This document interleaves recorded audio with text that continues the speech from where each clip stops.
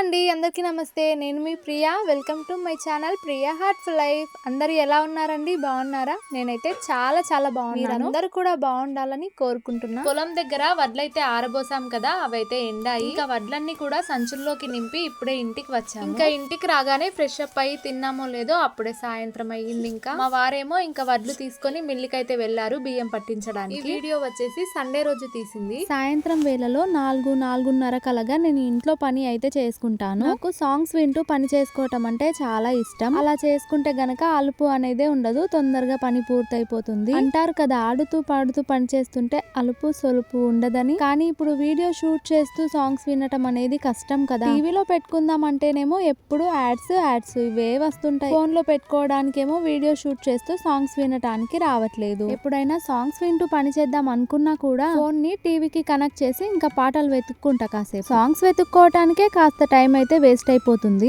ఇంకా ఆ తర్వాత పని స్టార్ట్ అవుతుంది. నేను ఇన్స్పైర్ చేసే సాంగ్స్ వింటానని చెప్పాను కదా, టీవీకి కనెక్ట్ చేసినప్పుడు మాత్రం ఆ పాటలు పెట్టుకోను. నేను పర్సనల్ గా ఫోన్ లో వినేటప్పుడు మాత్రమే ఆ సాంగ్స్ వింటాను. టీవీకి కనెక్ట్ చేస్తే గనక నాకు ఇష్టమైన సాంగ్స్ పెట్టడానికి వీలుండదన్నమాట. మా పిల్లలకి ఇష్టమైనదే పెట్టాలి. ఇంకా వాళ్ళైతే డీజే సాంగ్సే పెట్టమంటారు, ఇంకా డాన్స్ చేస్తుంటారు. నేను కూడా నన్ను పని చేసుకొని ఇస్తే చాలే అన్నట్టు ఇంకా వాళ్ళకు కావాల్సిన సాంగ్స్ అయితే పెట్టేస్తాను. ఇంకా అన్నదమ్ములు ఇద్దరైతే డాన్స్ చేస్తుంటారు ఇంట్లో. నేను ఇంకా పనిని ఫాస్ట్ గా చేసేసుకోవచ్చు. ముందుగా మీకైతే ఒక విషయం చెప్పాలనుంది. ఒక విషయంలో మేము లాస్ అయ్యామని నాకు అనిపించింది. అది ఎందుకు ఏమిటి ఎలా అవన్నీ పక్కన పెట్టేస్తే ఒక్కటి మాత్రం చెప్తాను. పక్కనోడి దగ్గర మనం 10 రూపాయలు నొక్కేస్తే మన దగ్గర ఇంకోడు 100 రూపాయలు నొక్కేస్తాడు. అంతే కదండి. మనం ఒకరిని ముంచాలని చూస్తే మనల్ని ఇంకొకరు ముంచాలని చూస్తారు. పరాయి సొమ్ము పాము వంటిది అంటారు కదా, అలాగే ఉండటం చాలా మంచిది. కొంతమంది ఒక ప్రశ్న అడిగారు, మీది లవ్ మ్యారేజా అనేసి. అవునండి, మాదైతే లవ్ మ్యారేజ్, కాలేజ్ లవ్ అన్నమాట. మా చిన్నోడేమో ఆడుతూ ఉంటే మా పెద్దోడేమో పడుకున్నాడు. ఈవినింగ్ టైంలో గనక పడుకున్నాడంటే ఇంకా నైట్ టైం మమ్మల్ని జాగారం చేపిస్తాడు. వాకిలి వరండా ఊడ్చేలోపు లేస్తాడేమో అనుకున్నాను, కానీ నుసులుతున్నాడు కానీ ఇంకా లేవట్లేదు. వాళ్ళు లేచిన తర్వాతే ఇంకా ఇంట్లో అయితే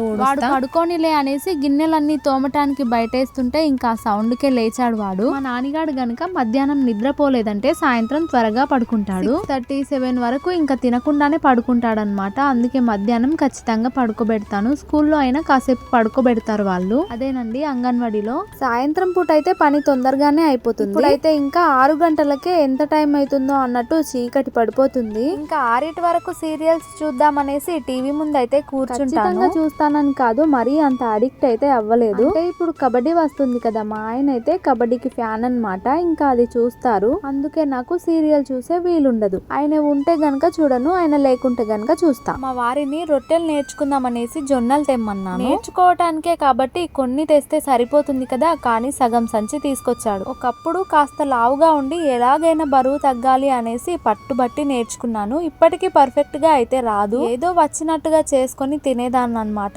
ఎలాగైనా తగ్గాలి అన్న ఆలోచనతో. పచ్చజొన్నలు అయితే తీసుకొచ్చారు, హెల్త్ కు చాలా మంచిది. రొట్టెలు చేయటం రాకపోయినా సరే ఏదోలాగైతే ట్రై చేస్తానన్నమాట. నాకు రానివి నేర్చుకోవాలంటే చాలా ఇష్టం. నేర్చుకోవటానికి తీసుకురమ్మంటే ఆయన అమ్మటానికి తెచ్చినట్టుగా ఉంది. సాయంత్రం కాగానే మందు బాబులకు సుక్క ఎట్లా పడాలనో మనకు అంతేనండి. సాయంత్రం కాగానే చాయ్ సుక్క అట్లా పడాల్సిందే. మా వారైతే చాయ్ అస్సలు తాగనివ్వరు. ఎప్పుడైనా తాగాలనిపించి దొంగచాటుగా పెట్టుకున్నా సరే కరెక్ట్ టైం కి అయితే ఇంటికి వస్తాడు. ఎలాగో నాకు ఇప్పటికీ అర్థం కాదు. నేను ఇంట్లో చేసిన చాయ్ వాసన మా షెడ్ వరకు వెళ్తుందా ఏంటి? పోనీ అలా అనుకున్నా మనకు చాయ్ పెట్టడం కూడా పర్ఫెక్ట్ రాదా?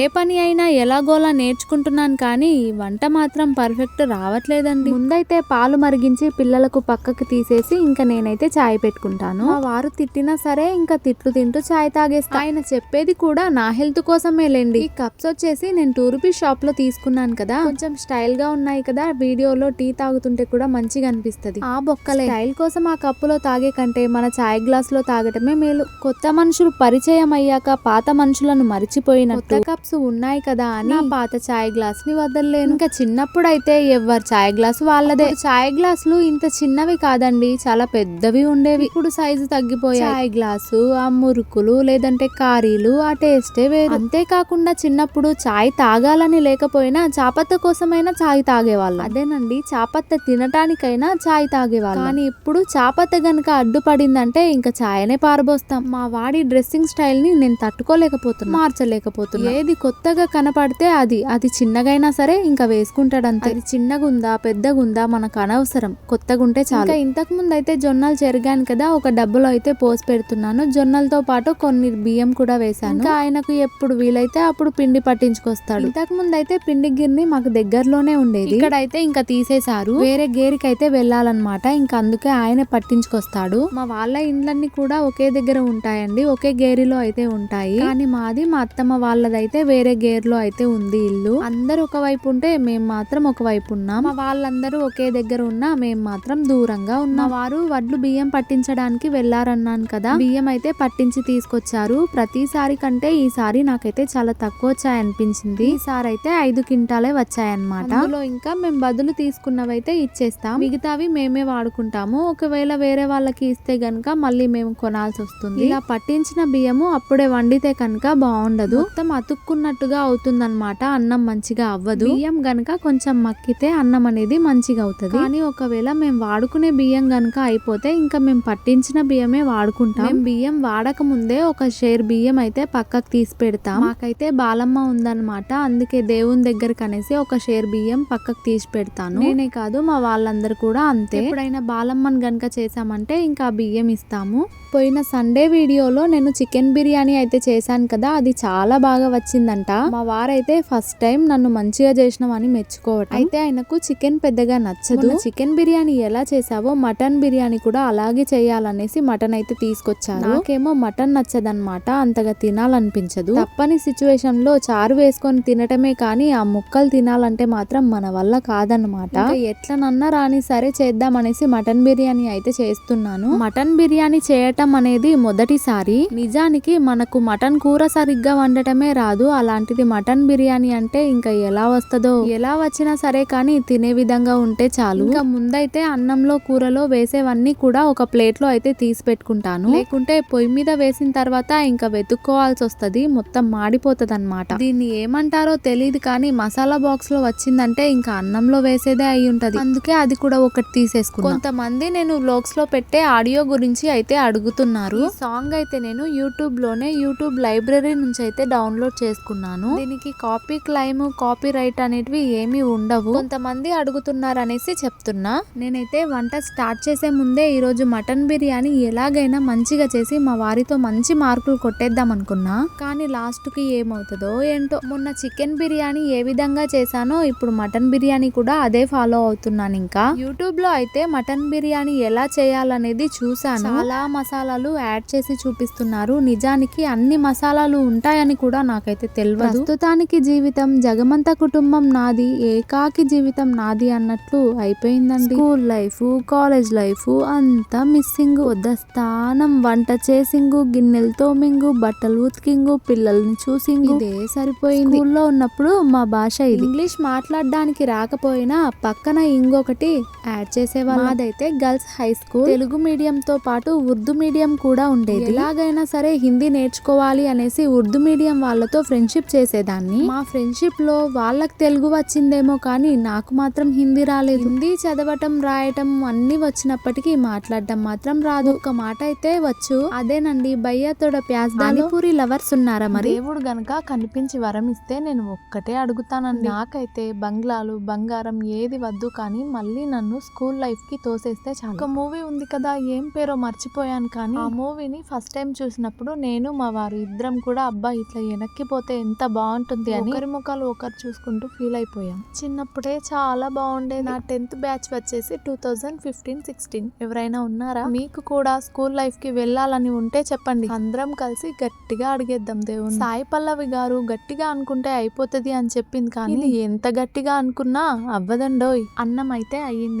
ఇంకా మటన్ వచ్చేసి నేనైతే కుక్కర్ లో వేస్తున్నాను. మా కుక్కర్ అయితే చాలా చిన్నగా ఉంటది, ఉండేది ఇద్దరమే కాబట్టి చిన్న కుక్కర్ తెచ్చుకున్నాం అన్నమాట. మటన్ ఉడకటానికి చాలా టైం పడుతుంది కదా అనేసి నేను కుక్కర్ లో అయితే వేస్తున్నాను. ఇంకా నేను మటన్ కర్రీ చేసినా సరే తప్పకుండా కుక్కర్ లోనే వేస్తాను, లేకుంటే ఉడికే వరకు నాకు విసిగొచ్చేస్తది. కూర మొత్తం వేసిన తర్వాత ఇంతకు ముందు మనం ఉల్లిగడ్డనైతే వేయించాం కదా, ఆ ఉల్లిగడ్డను కూడా కాస్త వేసి ఇంకా మూత అయితే పెట్టుకోవాలి. విజిల్ వచ్చేలా కాదు, మూత పెట్టి ఒక 5 minutes ఉడికిన తర్వాత మళ్ళీ తీయాలన్నమాట. నార్మల్ మూత అయితే వేసుకుంటాను. మటన్ కాస్త ఆయిల్ లో ఉడికిన తర్వాత ఇంతకు ముందు అయితే నేను రైస్ వండేటప్పుడు గ్లాస్ నీళ్ళు అయితే తీసి పెట్టాను కదా పక్కకు, ఇంకా ఆ నీళ్ళు అయితే ఈ మటన్ లో పోస్తాను. నేను గ్లాస్ వాటర్ మొత్తం కూడా పోసాను. ఇంకా ఆ తర్వాత కుక్కర్ మూత విజిల్ వచ్చేలాగా పెట్టుకోవాలి. మా కుక్కర్ అయితే ఫ్లేమ్ పెద్దగా పెట్టామనుకోండి విజిల్ వస్తుంది, చిన్నగా పెడితేనేమో విజిల్ రాదు. విజిల్ వస్తే గనక ఒక 5-6 విజిల్ల వరకు పెట్టుకొని బంద్ చేస్తా. రాకుంటే గనక 10-15 నిమిషాలు అయితే ఉంచి బంద్ చేస్తాను.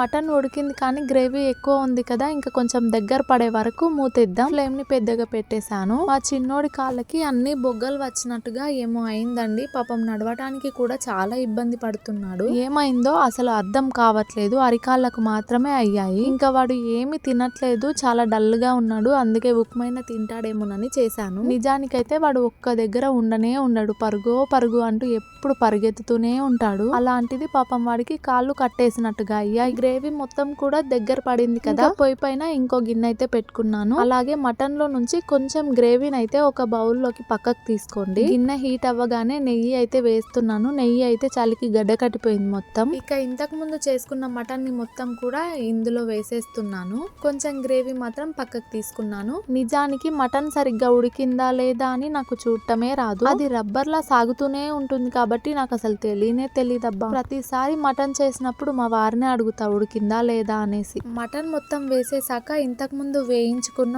ఆనియన్, కొత్తిమీర, పుదీనా, ఇంకా దాని మీద రైస్ మొత్తం వేసేస్తున్నాను. రైస్ మొత్తం కాదు, కొంచెం రైస్ అయితే వేస్తున్నాను అంతే. 2 లేయర్ల లాగైతే వేసుకుందాం.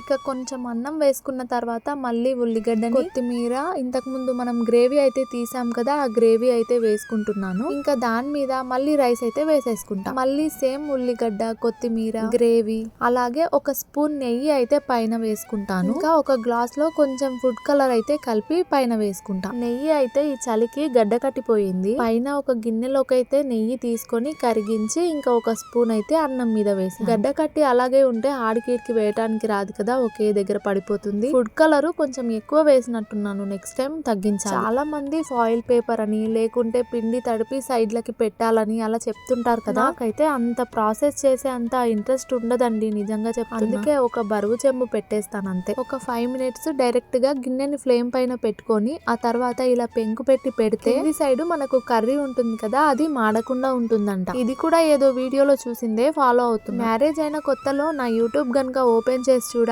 అన్ని వంటలే ఉంటాయి. పప్పుల కాన్ నుంచి కూరగాయల వరకు అన్ని ఉండేది. ఓపెన్ చేస్తే చాలు మొత్తం వంట. మటన్ బిర్యానీ అయిపోయింది. వేడి వేడి మటన్ బిర్యానీ తినాలి. ఇంకా ముందైతే పిల్లలకు తినిపించి వాళ్ళని పడుకోబెట్టి ఆ తర్వాత మేము ప్రశాంతంగా తింటాం. లేదంటే ఆ గిన్నెలు సర్దుతూ మా ప్లేట్లు గుంజుతూ ప్రశాంతంగా తిననివ్వరు. మా వారైతే కోళ్లపారం దగ్గర నుంచి 10:30కి వచ్చారు. కనీసం ఆ టైంలోనైనా ప్రశాంతంగా తిందామంటే ఆ టైంలో కూడా మా పిల్లలు ఇంకా పడుకోలేదండి. నాన్ వెజ్ తినేటప్పుడు నాకు కూల్ డ్రింక్స్ ఉంటే చాలా ఇష్టం. అందుకే మా వారికి చెప్పినా తేరనేసి నేనే తెప్పించుకున్నా. కానీ ఇంకా పిల్లలు లేచే ఉన్నారు కదా, అది కుదరదు. కూల్ వాతావరణానికి వాళ్ళకి తాగించటం ఎందుకు అనేసి ఇంకా ఫ్రిడ్జ్ లో నుంచి బయటికి కూడా తీయలేదు. వేడి వేడి బిర్యానీ కాస్త మా వారు వచ్చే వరకు చల్లగా అయిపోయింది. ఇంకా ఇదన్నమాట మా సండే రోజు వీడియో గనక నచ్చితే ఒక లైక్ ఇచ్చి సబ్స్క్రైబ్ చేసుకోండి. నన్ను పలకరించాలి అనుకుంటే తప్పకుండా కామెంట్ చేయండి. ఉంటానండో, బాయ్.